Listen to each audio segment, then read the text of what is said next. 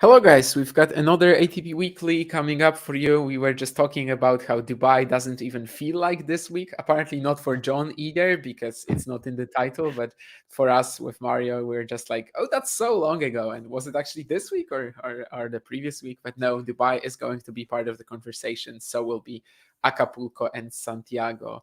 Um, yeah, let's just start. I mean, right? Let's actually talk about Dubai first, I suppose. Of Yes, course, we had exactly. two 500s.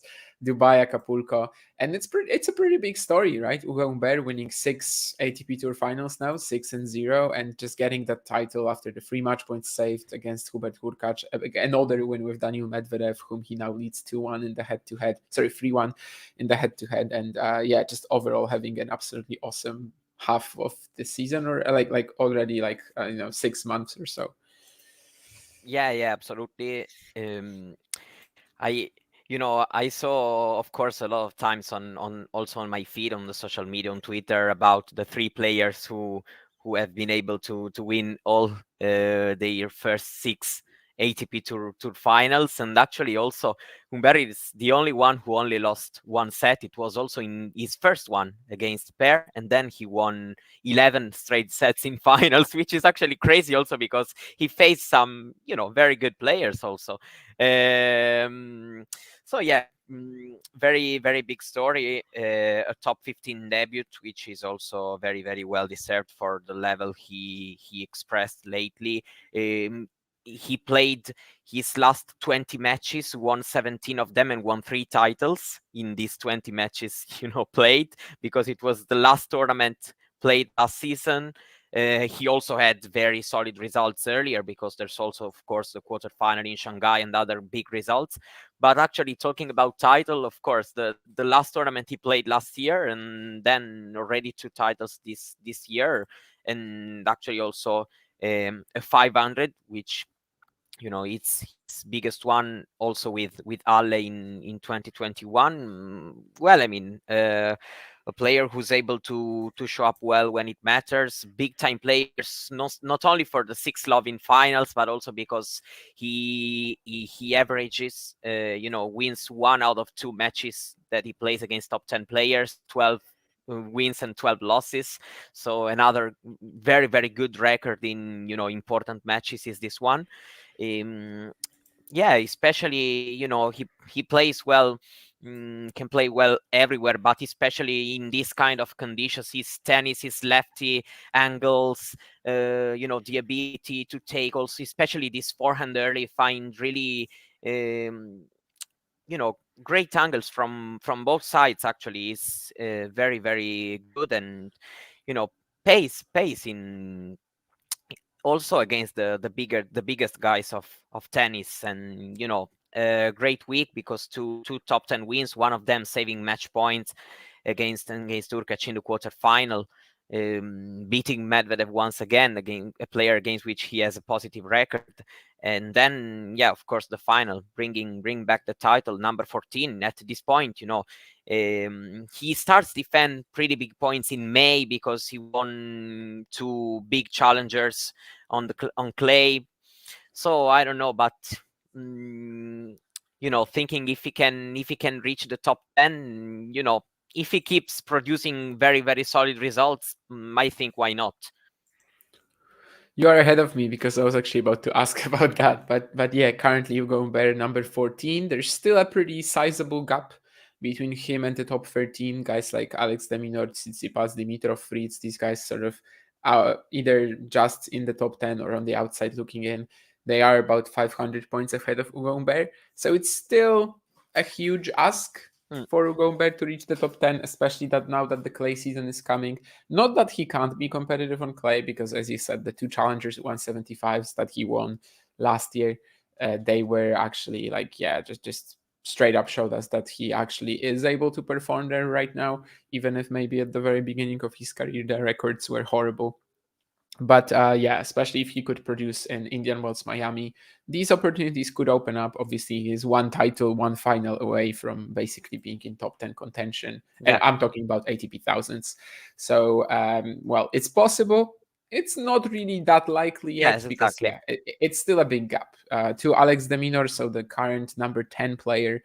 he lacks 830 points. But that's of course nothing, to take away from his run and how basically that whole resurgence he's had in 2023. That was pretty insane. Shihari mentioning my new look. Yes, it is an ode to Jordan Thompson, Alex de Minaur, Steve Johnson, and everyone like that. But I will shave it pretty soon, I promise. It's not looking that great, but I also don't think it's, that horrible. But yeah, I don't think, today I'm not going to leave the house really, other than my morning jog and just being Yeah. to the shop. But tomorrow, when I actually have to go out and meet some people, no, Yeah. I'm not gonna do it in this sort of style. Although I did that once, maybe like 2 years ago. I actually went to the university and to my I table think tennis it's fine practice. Like, actually. yeah, it's okay. Like, it's fine. I wouldn't want to be like this for a month, but it's Okay. fine. I don't mind showing up on stream like this, and I also did the watch along yesterday for Tabilo and Baez. But of course, we'll get to that, and let's stop talking about me masters now. And yeah, Hugo Humbert, as Mario said, the two other players, Ernest Gulbis, Martin Klijan. Gulbis actually had that record for about 4.5 years. He eventually lost to Stefanos Tsitsipas in Stockholm 2018. Klijan also dropping his in 2018. Worth pointing out, though, two things: that Klijan also had two ATP 500 titles, just like Humbert, Yeah. and Gulbis, he actually had just 250s. Straight up, all seven finals were 250s. And that seven finals thing is actually another one. So Hugo Humbert will honestly try not to repeat Klijan and Gulbis in one way, because obviously if he plays more finals, he's going to lose one at some point. Yeah, for sure. However, they only went 6-1. So after winning six, they only earned one more. So, Yeah. I mean, Klijan recently came back, but I'm assuming he's not going to make more ATP Tour finals. If he does, salam alaikum, kudos to him. But anyway, I think that Humbert, if he only made one more final from this point onwards, that would be a massive Yeah. disappointment. So he will be trying to avoid that. And yeah, let's talk about the finalist, Alexander Bublik, who once again was just fighting through all his matches. And that new mindset, that new version, the determination of Alexander Bublik, the ability to grind, to dig deep, that was pretty insane this week again. Even against Thomas Mahac in the first round, he's almost down and out. He gets blown off the court in the first set. He's clutch in the tiebreaks against Griekspoor. Maybe against Lehechka, he doesn't get a chance to show it. We're going to sort of talk about the whole mess with Rublev soon. But once again, it's a match that he definitely shows up that newfound hunger, newfound drive. Again, he shows it in that one. And of course, he loses to Hugo Humbert in the final. But all in all, I mean, this is another player who's similarly to Humbert, breaking new records, breaking new milestones, because he actually earned his top 20 debut. Yeah, absolutely. The only thing maybe is that the question marks for the two players were different.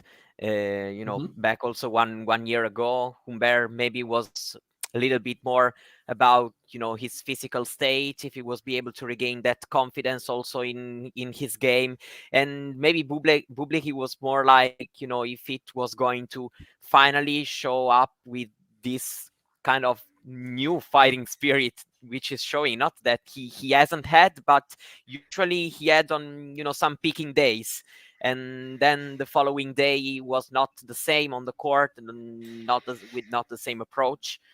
But yeah, he's doing unbelievable. His record also again when going one set down is astonishing this year, absolutely. But also in the final, which was 6-4, 6-3, but especially in the first set, Bublik had its chances. In my opinion, of course, it's been very, very, very good tournament, and the top 20 is of course well deserved, because right now he also has three titles gained in the past 52 weeks, and having some, maybe just the last couple of slams have been quite disappointing, because he hasn't won matches in both the US Open and the Australian Open, and so maybe this is probably the main disappointment in these months of great results.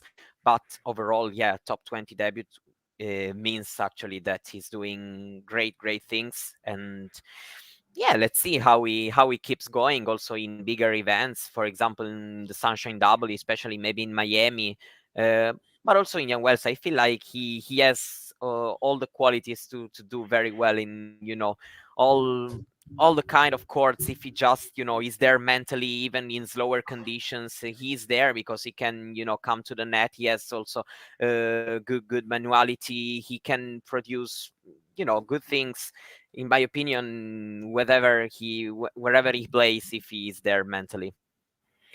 Yeah, and as Mario mentioned, 8-5 this year when losing the first set, and he's actually been a very good front runner as well. 5-0 when he wins the first set. So 13-5 as a whole, definitely a great start to his campaign. I mean, I think around Montpellier, we were talking about some people potentially maybe overreacting to this and also being like, yeah, so he's going to be top 10 in a second. Like, it's pretty tough to pull that off Yeah. from the position where Bublik is right now, but obviously it's a fantastic campaign, and also getting to the top 20 for the first time, that is an achievement that no one can take away from him. And let's talk about the big elephant in the room now, Andrei Rublev and his default. And we actually had some big news around that today as Oh well. yeah. So let's maybe start, with like what happened. I mean, at least what we think happened, because well, no one still knows. But basically, if you guys didn't watch it, if you were living under a rock the past couple of days, Andrei Rublev was not happy with a line call. He started shouting very sort of aggressively, very close to the line umpire. The line umpire claimed that he knows Russian and that what Rublev said was not, well, it was basically swearing. It was, I'm not going to quote, but well, there are certain, let's say, there are people who disagree with this. Rublev himself said that he definitely was not speaking Russian. Whatever he said, the disqualification, the default, it should have been more for, well, his actions rather than what he actually said, and how much, it should have been for more like how much he was in the guy's face. It was kind of like half and half, but anyway, that was the decision of the supervisor. Rublev got defaulted. However, today we learned that he is actually going to be able to keep his ranking points, and that he is going to be able to, well, keep most of the prize money at least. So basically, the punishment was one: you lose the match and you get a fine of like $36,000 or something like that. Me personally, like when I saw it, because of that, of course, happened because he appealed that decision. Me personally, when I saw it, I was like, yeah, that's a pretty decent compromise. I mean, I think losing the match on the spot is like, punishment in itself, and probably, some sort of way of getting the umpires more respect in the future. But apparently, this isn't a popular decision, and this isn't a popular opinion. What I've seen on Mm. Twitter so far, people are rather criticizing the ATP for like kind of hedging with that, that decision to let him keep the points and the prize money. Yeah, let's say that basically on Twitter you always hear the most, the side who's not happy. When he got defaulted, most of the reaction, at least for what I saw, but I also heard a lot of people who were agreeing with the disqualification, but the people who were disagreeing were more louder. And today, probably the people who are not happy with the decision feels more louder than the other side. But rather than this, I like to focus, of course, more on him, on Rublev, and I really hope that regardless of if the decision was too harsh, was right, was wrong, also the decision of the points, regardless of all these things, I hope this really makes him reflect on some excesses he has on the court. Also, there have been some of these in the past months. At the beginning of last year, there was a moment, especially after we saw him picking the Masters in Monte Carlo, but even before and pretty, throughout the whole clay season, we were watching an improved Rublev. In my opinion, also mentally, he had um, fewer of these moments. But after Wimbledon in the last months of the year, and right now, it has become quite recurrent, not also on himself when he does it on himself, but also I remember in Shanghai. I feel it was maybe after he had a match point, something like that. It was in the third set against Turkac. He went to a photographer, I guess, Then it happened that the UTS exhibition, I don't know if it was constructed at the beginning. I felt like that because it was weird him reacting like that during a match of that caliber, which is not going to change the trajectory of his career. Then I understood that it was maybe not not even built up as a situation. And then this one, I really hope this feels for him as a wake-up call about himself, the way he should manage his anger better in the situation, because it's not nice at all. What he did, especially if you put yourself in the position of the line judge, but mostly because of how close he got. And it's not fun when you face a person so angry, which is coming at you. So yeah, I mean, for sure, it's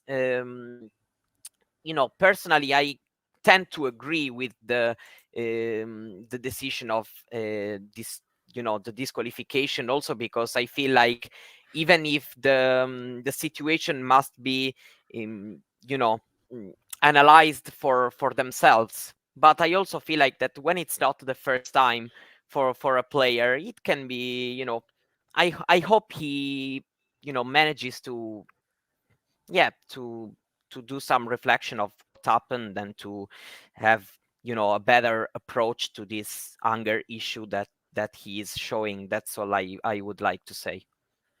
Yeah, it's a wake up call for Rublev. Hopefully, he uses that. It definitely spawned some weird takes on Twitter. Like, there was all sorts of chaos happening, basically because tennis got like a lot of publicity because of that incident, which maybe isn't great press, but there's no such thing as bad press. I tend to subscribe to that church. And yeah, some players, defending him because, well, he's basically a nice guy. Everyone likes him and things. But when they were calling for a default of Toff, right, in Budapest, when she wiped down a mark, basically, but now screaming in the face of a line umpire is not a defaultable offense. I mean, yeah, hypocrisy will always happen Yeah, anyway. absolutely. Mhm. Also, of course, people needs to also, in my opinion, understand more that it's not that if maybe today I say I agree with the disqualification, I'm saying, I don't like Rublev. I feel like Rublev is a bad person. Rublev can be a very good person, but still, can have made a mistake in that situation. Yeah, the character of a tennis player, of course, doesn't shouldn't or at least shouldn't play into the decision on the spot, and I don't think he did really. No. I doubt that if that was any other player, the decision would be different. Wake up call for sure to maybe help him. Yeah, just focus on managing that anger issue that he's been having a little bit better. Wake up call for the whole tour. In the long run, maybe not as important because we're going to have electronic line calling soon at all events. Then again, the chair umpire is going to stay there. The disputes are still going to be there. So, if not towards the line umpires, then still these sort of things cannot be happening to the umpires as well. So to the chair umpires as well. So it's definitely an important event sort of for the tour going forwards. And we'll see if hopefully we don't get any other situations like this. I Yeah, for I, I sure. saw Let's some say takes. that Uh-huh. I don't think it's the end of the world like a lot of people are making it, through the situation, especially right now that he got the points. Basically, I feel like the controversy must be stopped, even because I can agree with some people say, but that player once did that, got away with, I don't know, a game penalty. That player got away with a point penalty in that situation. I may even understand, but if we analyze the fact in itself, is it totally wrong? I don't think so. So it can be passed as a decision. Yeah, most examples that people have been using as well have been like kind of just either unrelated to the actual case, or of course at the same time the Arthur Fils video was also let's say viral, and the way he talked to the supervisor in Santiago, which people have been comparing and even saying that it's way worse. Like, obviously the language that was used there is well I mean, I wouldn't talk like that to a friend of mine. Definitely not to a supervisor, and it wasn't great. But still, he didn't like he wasn't as aggressive, at least with his body towards the supervisor. But anyway, yeah, it's kind of hard to find an example of a similar default, maybe like back in the 90s. But of course, it would be great if we just get better rules on this and just Yeah, use them the same way every single time. But yeah, these sort of events actually, these sort of incidents actually usually sort of push that forward, because we will sort of have a precedent for that, a recent one as well, and just sort of hopefully we're not going to get any more things like that. But tennis has had an issue with like players kind of disrespecting the umpires a lot of the time. I guess maybe Jared Donaldson would be a similar in Monte Carlo a few years back, oh, right? Like that was probably even I more totally aggressive forgot than about that until you yeah. said that. Yeah, That was more or horrible. less. Like he could have been defaulted there. Like it's pretty similar, I think. More or But less. anyway, Another one, I think another one, if I'm not um, misjudging, was Fognini in Barcelona in 2021, maybe, or 2022. mhm, He was playing Zapata Miralles on a secondary court and got defaulted because he said something in a bad language. As I remember, towards I don't to someone who was on the court. I don't remember if it was the umpire of maybe even worse, mhm. a person who was working on the court. Something like that happened. So more or less, but my memory is is gone. Is mostly gone about that. I don't know if you. Yeah, apparently the line judge reported him for using foul language following a foot fault, and then because he Okay. had a warning earlier, he was basically defaulted for verbal abuse towards Ah, that okay. Yeah. line judge who had. But yeah, it's pretty different. However, in for example in Donaldson's case, which I Yeah. mentioned, he actually was not defaulted. I don't know if he got a warning. Probably, I would assume, but it was a dispute over a ball mark anyway. Yeah, let's leave that. Maybe from Dubai, one Yeah. more thing we should talk about is just Daniel Medvedev's performance, who came back after of course a month off, missed out on the tournaments in Doha and Rotterdam, the events that he was of course the defending champion at. Same here, he doesn't win it, but given that he won 3 matches, lost to Umber, who's been a tricky matchup, just like most players who hit at least one shot very flat, Yeah. I guess it's not the end of the world for him. I read some True. opinions as well that maybe Medvedev is going to struggle in the Sunshine Double because he has a lot of points to defend. I kind of don't buy that because, like, if you're in the position that Medvedev is, whether you're fourth, fifth, sixth in the world, I don't think it really Oh matters yes. all that much. So I don't really buy that. He's probably going to be very dangerous in Miami. Indian Wells, we'll see. Yeah, I kind of feel that maybe Indian Wells can be that Kurt when maybe last year he was playing also full of confidence coming from Yeah. the 3 titles, as well as the clay also last year. I feel like the first half of last year after those 3 titles he had, were 3 months full of confidence. So I'm actually interesting to watch how he shows up, for example, next week in Indian Wells. Given that it's not going bad, of course. He has already reached a slam final this year, but still he's not coming from that 12-13 match winning streak. So yeah, I'm interesting to see how he's going to approach a court which historically he doesn't like. I'm interested, but yeah, as for Dubai, I mean, there was also a bit of a struggle with the shoulder. One match he was not serving at 100%, I think, against Sonego. Yeah. Overall, it's been, 3 wins. I feel like it's okay. I mean, losing to Umberto, also considering the matchup struggle, it's different if he would have lost, for example, in the quarterfinal to Davidovich Fokina, which is usually a player that even if he dropped a couple of sets against, but it's more or less a favorable matchup. Umber, it's player when you're not 100%, if you're Medvedev, if you're everyone, I would say, especially right now, you may lose. Yeah. Yeah, let's move to Acapulco then, where Alex de Minaur claimed the title once again. He actually defended it. It is his second ATP 500, right? I mean, I'm not wrong about that. Deminor, yes, two Yeah, consecutive and Acapulco titles. I don't remember him winning one previously. I mean, he definitely had finals, but yeah, his second ATP 500 title in Acapulco, defending champion.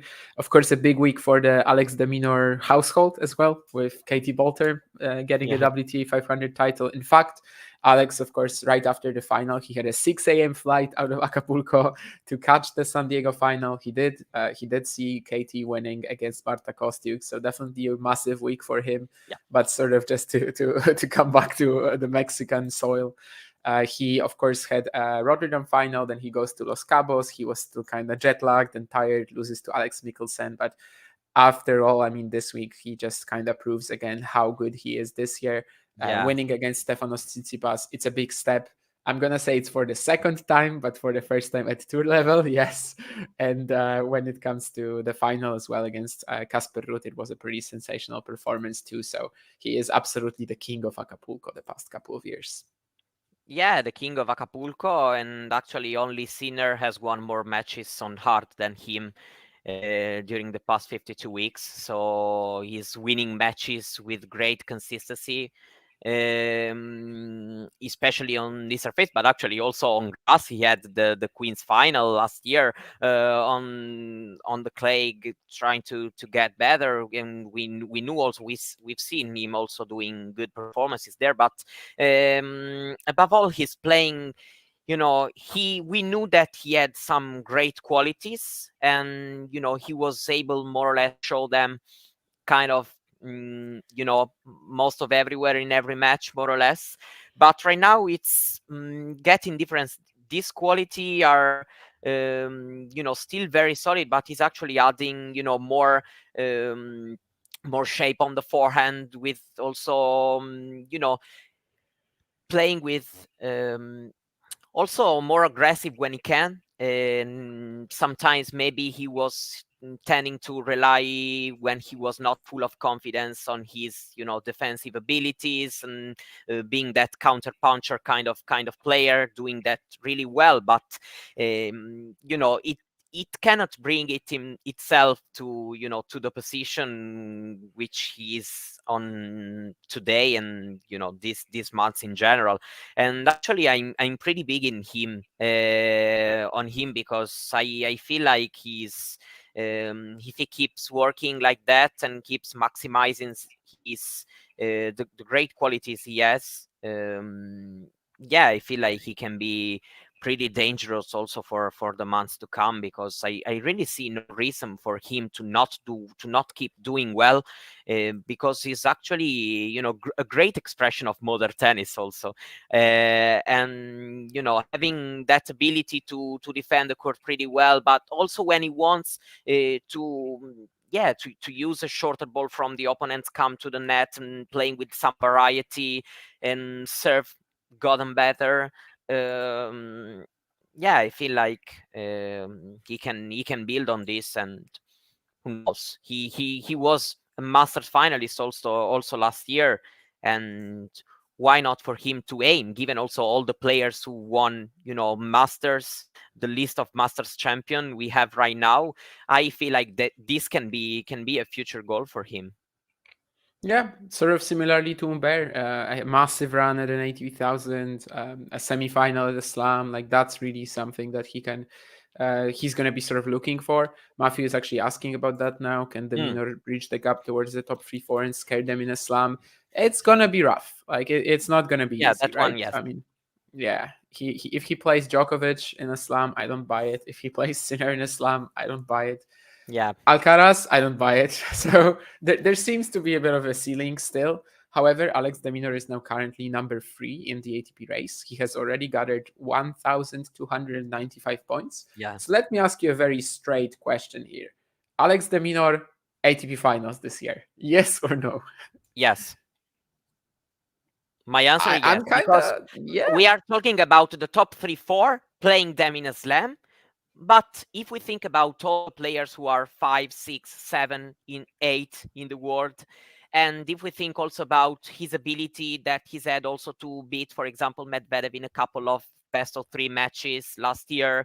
And I feel like, for example, a match like the one happened in Rotterdam against Sinner, he can win it once. In my opinion, I don't think that, Sinner will end up probably with an amazing record against the Minaur, but I don't think it's going to be 18 love, actually, for example. So I can feel him closing the top 8 this year.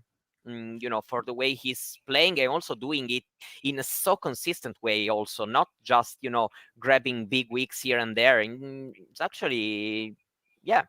I feel like yes. Yeah, he doesn't. It doesn't feel unsustainable. He definitely, like, if he doesn't slow down too much during the clay season, and I've long been a member of that. Alex de Minaur is not that bad on clay group. Yeah, if he doesn't slow down too much there, I mean, he's already got it up, as I said, 1,300 points. This is about, let's say, 33%. Yeah, Well, yeah, more like exactly. 40 even. Yeah, more like even 40% of the work done in just 2 months. It is open. The opportunity is there. I actually would also lean towards Alex de Minaur can definitely be in the top 8 this year. I don't really know who he's going to sort of get out of that group. Potentially just take the 8th spot, maybe. But yeah, I mean, over guys like Ruud, Tsitsipas, I feel like, yeah, he has a much better chance of getting there this year than they do. And he's Yeah. definitely been proving that so far. When it comes to Casper, Matthew said that he expected Ruud to win it and surprised that de Minaur won comfortably. Honestly, I wasn't too impressed with the final performance of Casper. Like, yeah, he kept trying to blast the forehand, but is it actually the right idea against de Minaur? Just feed him No. pace and eventually he's going to get a chance to attack you, to actually counter. Yeah, it wasn't amazing, but all in all, of course, this has also been a very good start for Casper, much in contrast to the previous year when, of course, he did that weird off-season routine where he goes, basically plays the Australian Open, then goes for an off-season in February, then comes back in Acapulco. He barely beats Yeah. Guido Andreotti, loses to Taro Daniel. So it's very No, different. He's overall, been overall, amazing it's a in good Mexico, start of but the year. yeah, Overall, yeah, it's a good start of the year from Casper Ruud. Yeah, without the peaks that, for example, the Minaur had. I mean, because if he wins the title here in Acapulco, I can consider this as a peak week, of course. But yeah, I will still remain, positive. Also because we have this comparison with last season, and so watching him at this, at this level. I feel like, if he keeps playing like he's done here in Mexico, he can hang around this, let's say, 9, 10, 12 position, this range. And he can be, very, very solid here. He already won as many hardcourt matches than he did the whole 2023 season. So for sure, it's a big step. It's a big step onwards for him. Yeah, of course, losing back-to-back finals is rough. But honestly, I was expecting the Minaur to win. If I have to be honest, I haven't watched it live. I watched it in the morning when I got up, and I already watched the score because I'm not that. Oh, I want to watch the match without knowing. So I just opened the flash score and actually I was not surprised for the way de Minaur is playing right now. I feel like also, yeah, you can overpower him, but if you're Yannick Sinner, maybe, and you have these swings, but I wouldn't say that for Casper Ruud is actually so clever to keep blasting this forehand again and again without. You have to have also another plan, maybe blasting the forehand, but you have to be more vertical on your game. Try to keep some time away from the Minaur, because if not, it's definitely rough for a player with with Casper Ruud's game. So I wasn't really surprised to see this result, but overall positive start of the year. Yeah, I did wake up for it. All right. So when it comes to Srihari's question, I mean, to me, you just can't beat Alex de Minaur trying to hit through him like more and more. If it doesn't work, like a big powerful forehand doesn't work, you just try adding more, and no, it's not gonna work. And especially for someone like Casper Ruud, like he actually should be, adding more shape, height, throwing off that timing for that de Minaur enjoys a bit more. He never really attempted to. He had issues on the second serve return as well, like he was standing far back but not actually getting anything on it. De Minaur a lot of times was just able to turn defense into offense against him, and usually these, let's say, attacks on the second sort of opportunity in the rally, that was also like kind of painful for Casper for the most part. He wasn't too aggressive with his court positioning either when he was on return, and all in all, I mean, he just kept trying to add even more pace to the forehand and just fed the Minaur in this way. Yeah. But yeah, Alex, definitely fantastic run. And also when it comes to what Mafi said about challenge for the Minaur is not tripping up at a big event for someone he's ranked higher than, for example, when he lost to Garin at Wimbledon, has a chance to make quarterfinals regularly at slams. So yeah, Garin at Wimbledon, like that's a loss that must be haunting him still. That was such a wonderful opportunity.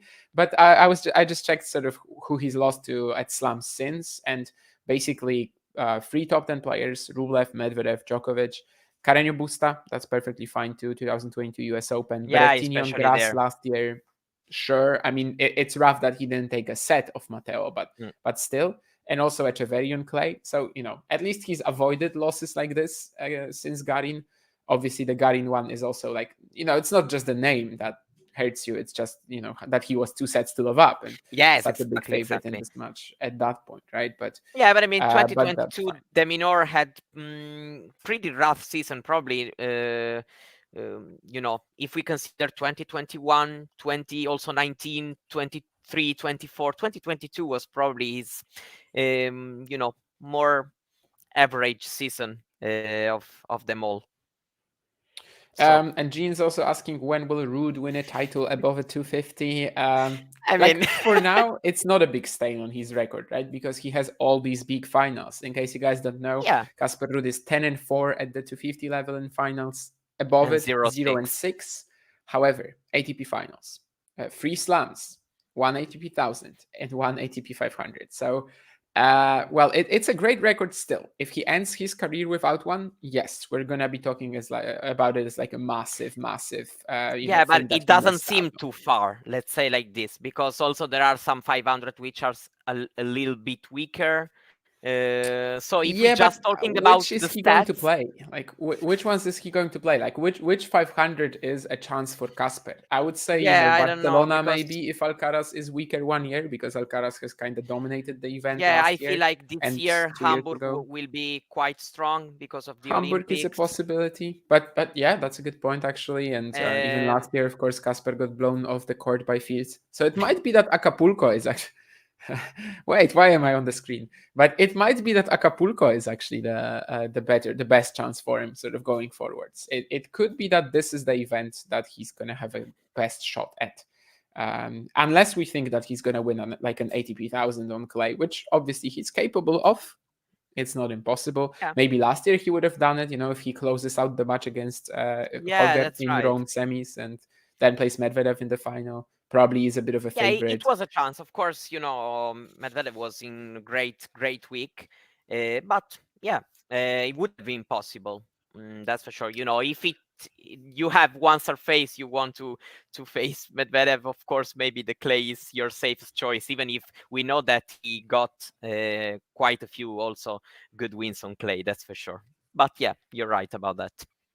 Yeah, that's of course right, Shrihari. But he played Alcaraz, Djokovic, Nadal, Alcaraz twice actually, right? This is probably the best chance that he had, of course, against Yeah, Alex. and it was I actually think that the Djokovic US twice as Open well. Yeah. final feels a bit more than just a four setter. Actually, was the closest one. He had those set points, and at that moment, we knew that Alcaraz could have been, back for sure. But it was feeling like he was feeling all the 2 weeks Alcaraz in that occasion.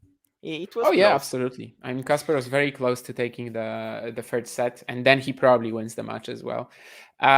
We talked we talked one thing that Sriani wouldn't want us to mention.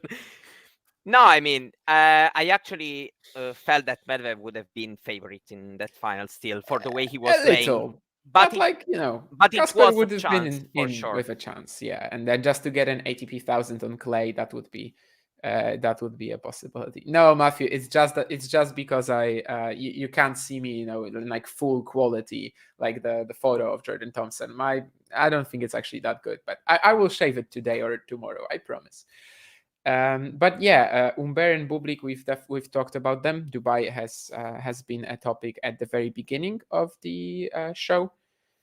Shrihari says that Matthew Hurkacz has been underrated for a long time, finished the past 3 seasons in the top 10. Not sure what caused that thought, actually. But yeah, the last 3 seasons in the top 10 is pretty crazy. It's just that obviously he never made the ATP finals other than being a substitute. So, like, he always finishes number 9, right? So, Classic Urkac. No, do I you mean, think Simon I'm will kidding. change Medvedev's playstyle at all? No, in my opinion, no. About changing, game style. If we talk about adding something, maybe y- helping in tactic for some particular match, then maybe yes. But talking about the game style, I don't really think so. Yeah, I think it's more so about like being smart on the court and choosing the Mm, right option at the right time. But maybe the Australian Open was actually part of it already because we know that now that Simon was also working with him before then, just had some training blocks. So maybe that more aggressive mindset of Medvedev was also part of Simon's plan. Who knows? But I think like, yeah, it's just more about choosing the right option at a given I moment rather disagree than. with Urkac is a choker. I mean, his matches are mostly played on, you know, couple of points. So I don't know. I wouldn't really No, use Mario. those. I mean, he plays a lot of tie breaks, but he actually doesn't have a good record in them. So many losses Yeah, over the but past 6 months where he doesn't deliver mentally. The one against Umber here, United Cup being the biggest one, of course. You yeah, also that's have right. the But Alcaraz losses I in mean, the for me, Canada choker CC is a double. much bigger word. Maybe I would say not clutch, but Yeah, uh, like choker if is we maybe think a that bit these two are too synonymous, big. choker and not clutch, I would say he's not a clutch player. No, he's not. No, He no, no, he's can not. be I clutch agree with you, sometimes. Everyone can but be, but no. yeah, choker. I don't really. For me, it means a bit like wasting. So who's a Bigger. choker? Who's a choker? Who's a choker? In my opinion, for example, a choke is when I'm serving 5-2 No, up no, and no, they no. lose I'm a set. asking about a player. Who's a choker? Give us an example. If Hurkacz is not one, who's a choker? I don't know. Yeah, it's a strong I don't question. know. I mean, You are. Mario, Yeah, you might have I, to. I I'm getting caught. You might have to throw someone under the bus. No, no, we're not gonna get an answer. Um, No, by the way, coin flips. I mean, yeah, match points up in tiebreakers, Srihari, sure, but like if you're match points up in tiebreakers, and you have chances on your own serve, and you have something like against Zverev when his forehand suddenly breaks down, like let's be honest, in these tiebreaks, he is not delivering for the most yeah, part. yeah, yeah. He's That's right. That's right. already Absolutely. fragile forehand tends to break down more. He might struggle to get the first serve in sometimes. I don't think he's clutch. No, for the most part, like when we're talking about clutch No, no, no. players, he wouldn't be in the conversation. No, but that's kind of how I was just treating it. Clutch and choker and not clutch. I was sort of treating them as synonyms. Yeah. Verdasco Cilic, I mean, everyone has had their episodes. Andy Murray these Yeah. I days is mean. even a choker, if you may. Yeah. Absolutely. I'm I mean, sorry, but these days, right? I mean, everyone yeah. has had their episodes, basically. Everyone is a choker sometimes, is what I like to say. From Acapulco, we should also probably Yeah. mention We had Drake. some Uh-huh. a question about Draper. Yeah. Yeah, that's what I wanted to mention Draper now. Yeah, yeah. I Sriari asked us the question. Yeah, I'm he not basically as said high that on Draper him is as. Mm. overrated. Well, I mean, I would say that he, in my opinion, even not having that consistency also, physically, to be, a protagonist kind of week in, week out. We don't really see on our screen him, healthy all the time. But he's actually getting better. You know, I'm really finding him someone who's getting, for example, more solid from the baseline that I was expecting. And I no, I tend to rate him. Um, let's say so far that at least, of course, the physical consistency is for sure the biggest issue. Regardless of what we may think about his game and how his game can, where his game can bring him. For sure, the physical consistency has been his bigger issue. And even this week, he was playing well. Got ill, and actually he got ill before the tournament, they were saying, and so it actually was also a very, very good effort to play that well and reach the semis if he was ill since the beginning of the tournament. No, I feel like he has the quality to keep improving, actually, in my opinion. I mean, then we have to understand, what we are talking about, because if we're talking about Grand Slam contender, maybe I feel like we are still far from that. But if we are talking about growing, gaining ranking position, being, for example, a top 20 player this year, as he was mentioning in an interview at the end of last year, when asked, about his goals, I feel like that it is super, super possible if he is fine physically.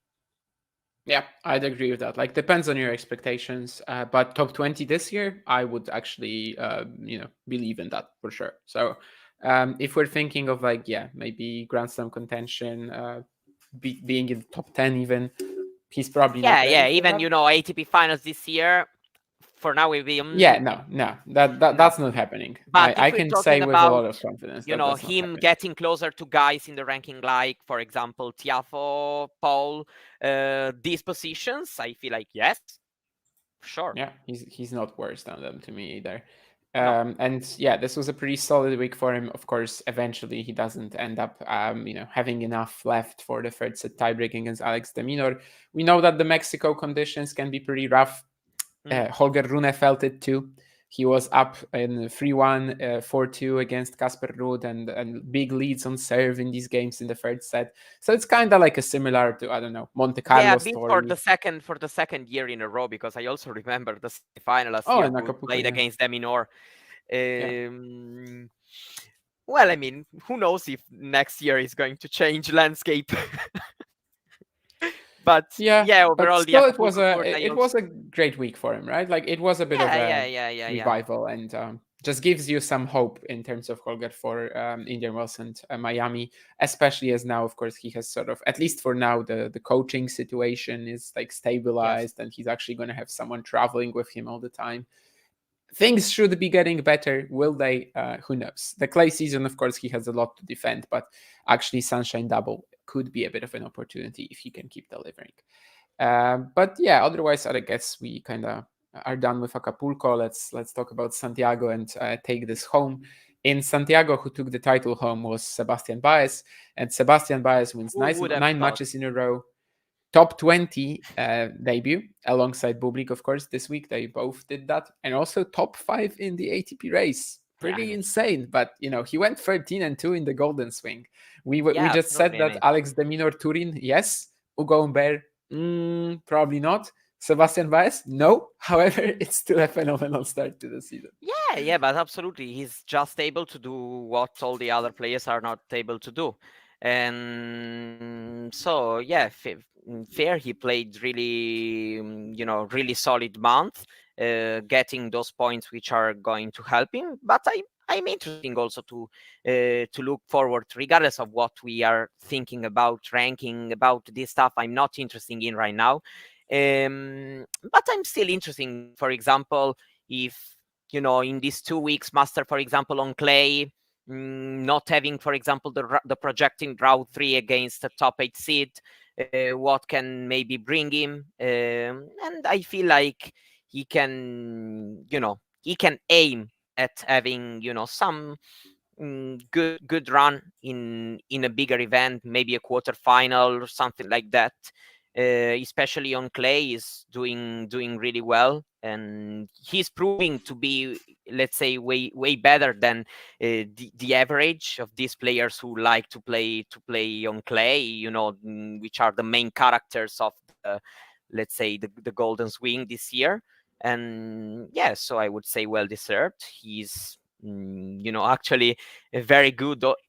He's also very good usually when he gets to these semifinals and finals, but also because he's, this week he proved to be, mm, just better than the other players who was facing. Even, in Santiago he lost a couple of sets, but yeah, definitely a great start of the season, and let's see what he brings on in the following weeks. I feel like Indian Wells could not be the worst possible court for him.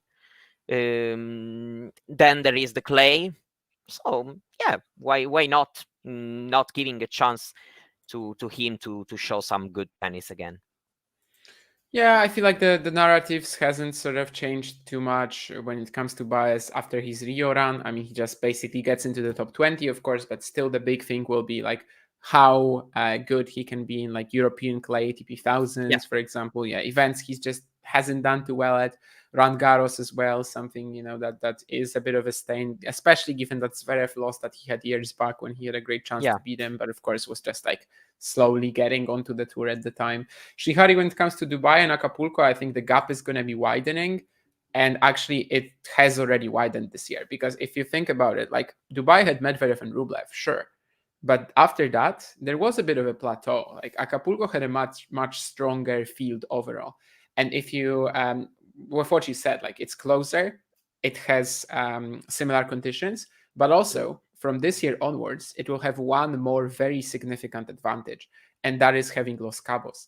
Because previously, if you were going to go Acapulco, Indian Wells, you probably had to, like, I don't know, switch from European indoors or something like that. yeah, Now you can realistically go, let's say, Australian Open, skip a couple of weeks, Los Cabos, Acapulco, Indian Wells, Miami. It's a fantastic schedule. You can also use Dallas and Delray Beach if you want to, and then you just stay on the continent for such a long time. So I think the gap is going to be widening. Obviously, Dubai has also one more thing going for it, which is money. However, Acapulco doesn't pay well, that doesn't pay poorly either. So I think Dubai, if they not like if they yeah. don't Let's split say these that huge appearance maybe fees, they might be in Dubai trouble. Dubai maybe had, at times Djokovic, Medvedev likes to go there. So has, if I have to think about Sinner, maybe I'm thinking about Sinner potentially going to Dubai over Acapulco, given the, Yeah, how the conditions can play out. So maybe about the top 4 or 5, maybe Dubai would be, the best choice for some of them. But for these players like Zverev, Tsitsipas, I feel like they, Zverev not playing good in Acapulco actually, when even if he won the tournament in 2021, but lately. Um, but yeah, I agree with you. Seems like for most of the player is a more sensible decision, considering that the conditions are more similar to what they find in Indian Wells. But of course, also Dubai has a good field overall. That's for sure. yeah. Dubai, of course, used to be like a Djokovic Federer Mm, dominated event, but Federer especially just loved it and basically loved the conditions. Acapulco was not as strong of a, I guess, a presence yet on the tour. Right now, Dubai will actually be definitely, I think, the weaker event in years to come. Sinner, yeah, Sinner, it's a bit of a, let's say, 50-50 in terms of where he will go if he wants to play that week, Dubai or Acapulco in next years. It could literally come down to the appearance fee, I think. Do they pay yeah, them yeah, extra to go to Dubai? I mean, the top seats for sure. Like, I think Medvedev is definitely getting something out of that. yeah, absolutely. Rublev, probably, maybe. After that, probably it's a stop. I doubt that Dubai is paying Hurkacz to play there, or Kachanov. No, that's probably a stretch. Well, only 10 years ago is, yeah, I mean, it's been a while already, you know. Yeah, it's not like that. But yeah, Acapulco basically should be a stronger proposition, I think, right now than Dubai over the next years. Mostly also because of Los Cabos, and these two events will help one another. Yeah, just massively in terms of the quality of the field. The fact that you can play that 250 and then 500. Medvedev and Rublev, yeah, I mean they like the venue, they get Yeah, good yeah, results exactly. there. They'll be coming back, and also they'll be paid well probably as long as they are top players. But I think all in all, otherwise you could already see that the quality of the field in Dubai is weaker than Acapulco this year. Which of course this is the first year when we have that Mexican double in Los Cabos and Acapulco, and that probably plays a huge part in that as well. Other than just being closer and having more similar conditions. Anything else from Santiago we really want to touch on? I mean, we could go in depth here and just sort of focus on Pedro Martinez, Corente Muta, Alejandro Tabilo. Is there anything you want to talk about regarding that event? Well, I would say that yeah, Tabilo, for example, is building. Getting points. He won a title in Auckland, reached another final, won the doubles title. So it's been definitely a good week for him. Yeah, overall, I'm just Santiago usually feels to me, I have to be honest, kind of the end of this, Golden Week. Also, not helped by the fact that there is Dubai, Acapulco, so maybe the attention gets a little bit away. For sure.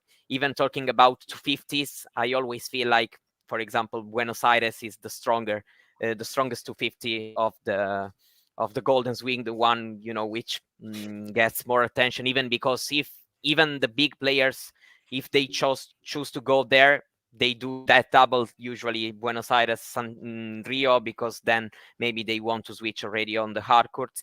But yeah, overall it was a solid week for some of these players, for Mute for sure. I enjoyed watching the semifinals between him and Tabilo. So I feel like it's been a solid week, but maybe not many storylines. Yeah, the bounces on that court says 5-star Yeah, QB10. Definitely, yeah. Santiago probably the worst prepared court on the main tour. Honestly, I don't really know if there's any. Well, Newport, I guess, but Newport, it's not like, well, it's grass, it's a different thing. But yeah, we had a lot of stuff like this, and also Arthur Fils blamed his injury that he had in the quarterfinals on the court, not on the bounces, but on it being uneven. So that was also a topic. Also, the Chilean support. And John, don't worry. That's actually why I'm speeding up Santiago, because I know that we still will talk about Indian Wells. Of course, it's going to be like a very easy, like just a very low key preview because we still don't have the draw. But that's yeah, why I'm speeding up. Also, Indian Wells draw comes out at about 1 a.m. midnight if you're living in Europe. And Srihari was mentioning first title coming soon for Muter. I mean, it's still somewhat unlikely, but now that he has his yeah. I two-hander believe back, it. maybe it's a possibility. Let's see him follow this up first, but certainly he should have, strong chances to return to the top 100 very soon, despite losing in that semi-final where he already could have clinched it. And now that he's just healthier, he probably should be a stronger player again. And as I said, I think on the watch-alongs this week, it was kind of brutal for him to get injured in the best moment of his career, 2022. Yeah, Yeah, Naples, that court was probably the worst. I don't know if it was the court there, right, though, because it was like the sand and the courts organized on the beach. But yeah, I guess it makes sense. But maybe like Gene says, just Naples should be forgotten, and Naples did not happen. Although Lorenzo Musetti will be sort of trying to tell us, no, Naples, yeah, huge event. exactly. Naples, I'm a hard court especially specialist. especially in this moment of his career. Yeah. Lorenzo Musetti will be trying to push this narrative that Naples was a very important event, and I mean he's right, but it was a one-time thing. Let's forget about it. Sure, that's definitely a fair point that Naples was a thing and actually was organized like it was organized. A friend of mine went there and was not too happy about the whole thing and almost didn't see any tennis. But of course, eventually they managed to play out the event. And speaking of Indian Wells, of course, that's what's coming. Today we have the first day of the qualifying, tomorrow the second day of the qualifying, and then on Wednesday we kick off the main draw. It's, of course, the extended ATP Masters 1000 event. Indian Wells has been like that for years, so it's not a surprise, but it is the first one we have this year as well, the ATP 1000. No draw yet, as we just mentioned. It's going to be in about 6-7 hours. So basically, what can we say without the draw, Mario? What are your sort of thoughts on players Yeah, who are the main contenders? I And will really I don't know. disappointing everyone saying that I have very little clue right now, especially without the draw, because yeah, the court is great for Alcaraz, but of course there is a bit of a question mark. Maybe Sinner should be fine if he's in form. Maybe this slow court is not the best for him, but he has been able to show good things last year, and I think he can produce a good performance this year also. Djokovic, who knows how he is? Potentially he can play well. Same thing about Sinner, I would say, meaning that it's not maybe the best. Maybe a bit quicker would be I better for mean, him. But Djokovic of has course, won it like what, yes, 7 exactly. times? Yeah, 5 times. Yeah. 5 times. So I mean, uh, yeah, but maybe just mentioning if he's not at the best form, maybe he can struggle a bit. Uh, but it will depend on a lot of things. I mean, for example, the draw. Who are going to be the toughest players, where they are going to land in the draw, and so who of these players are going to be more, let's say, prone to an eventual surprising early loss. Yeah, and then also about the players ranked 5, 6, 7. It's tough to predict who's better than the others right now, because all of them are at times playing good, but maybe not showing us enough to consider them close to the top 4 in the rankings. So I have some doubts. Yeah, it's tough to say anything really of note there because, well, the main favorites are the top three. And that's kind of, that's how it's going to be at most events. Maybe Medvedev is going to join them in Indian Wells, probably not. And yeah, actually, what Shrihari is mentioning, that's kind of the biggest storyline, maybe, that Djokovic is coming back to Indian Wells 2016, 2015, 2014. As Gene says, he wins it. Mm-hmm. However, after that, he loses to Kyrgios in 2017, fourth round. Then 2018, he loses to Taro Daniel in the second round. And 2019, he loses to Philipp Kohlschreiber. Not his best moments. I mean, these aren't really losses that will be blamed on the conditions or something, because, well, these losses just came in. Yeah, let's say that Well, probably 2019 was the most disappointing one.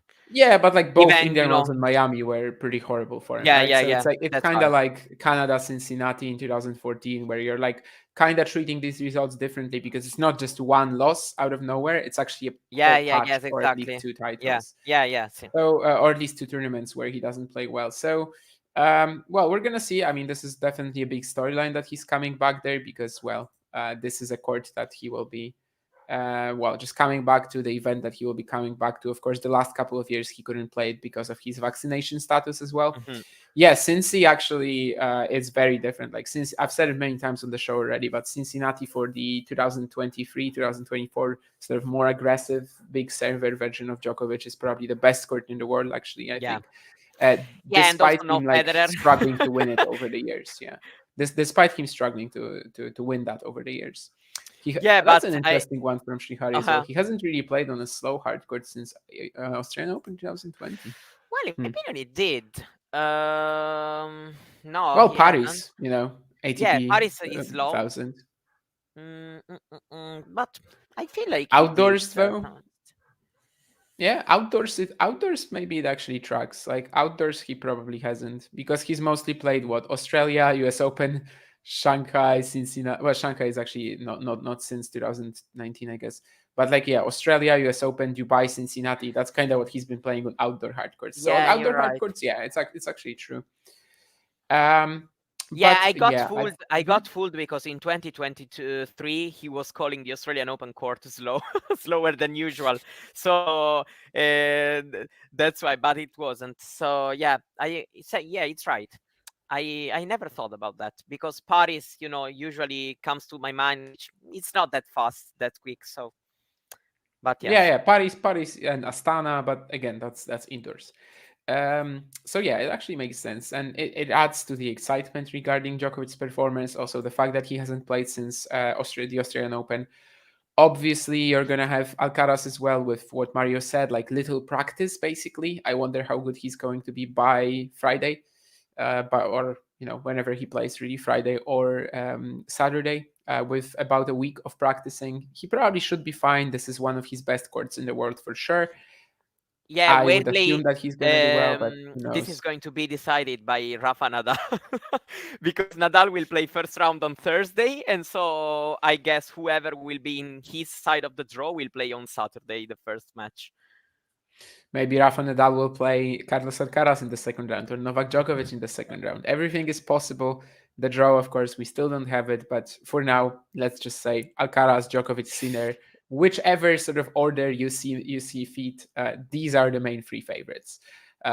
Otherwise, it's very hard to say anything without the actual draw, and that draw will be in about 6, 7, 8 hours. Yeah, basically you guys can check that. We will also be checking that, but we'll see. Maybe we will have some thoughts that we will put out on our Twitter feeds. Maybe we won't. Qualifying today, though, definitely I invite any of you guys to watch, as it's going to be a lot of good action. Of course, it's one of the biggest qualifying draws as well all year. 2 rounds, not like at the slams, but still, I think maybe 48 players, is it? I think it's 12 qualifiers and yeah, 48 players. So definitely a lot of stuff to follow. Medjedovic, for example, coming back for the first time since, playing for the first time since the Australian Yeah. Open. That's definitely quite huge. Artur Kazoy is in the qualifying. Lucas Klein, one of the more informed players of the season so far. So yeah, definitely going to be quite exciting. And I guess with that we can finish, right? The draw will definitely not rig it. Draw makers will do anything but put Nadal and Djokovic section. Uh, I don't know. I mean, if we are going to get a Nadal Djokovic match, maybe that's sort of the requirement. Maybe they have to play early, because who knows where if Nadal can actually reach let's say a quarterfinal, semifinal, even in the clay season. I mean, we haven't really seen anything yet that would suggest that he can or can't. Like Yeah. we just don't know yet. So basically, it could be, it is a possibility that the only chance to get them playing again Yeah, for like but the 60 whatever honestly, time could be an early round. I could I couldn't care less about another meeting. Sorry, I had to say it. I mean, Mario, I'm on your side, Owen will be I'm like, tired. oh I'm my tired of goodness, the big three the most thing. exciting match ever. But I would be I'm like, tired. really? Meh. But anyway, we're just weird. We would much rather see I don't know, Djokovic playing against. I'm trying to come up with a random player. Borna Goyo came to my mind. Of course, Borna Goyo is injured, so I don't know why Borna Goyo came to my mind. Also, Djokovic played Borna Goyo at the U.S. Open. Yeah. But anyway, yeah, we're just starting talking like absolute BS right now. So let's just stop it right here.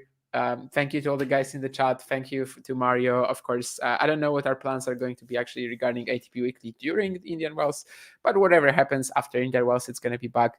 And yeah, let's just see how the draw makers, Yeah. as the guys in the chat called it, would sort of, just produce it. And Gene, I mean, we all know Nadal will get smoked. If they play in Indian Wells, second round, yes. If they play in the clay season and he actually gets a few good events in, maybe not. If they play on hard courts, probably yes. But anyway, thank you, Shihari. Thank you, Gene. Thank you to everyone else in the chat. And we'll see you guys some other time. Thank you. Bye bye. We are ending before it. No, I just wanted. No, I just wanted to say that we are ending before I'm gonna be in deepest, darkest Poland again, as it's currently, almost dark outside my window already. Anyway, Yeah. bye. Now we can actually end. Bye. If you enjoyed this video, make sure you hit that like button. Don't forget to subscribe and click that notification bell so you don't miss out on all things tennis.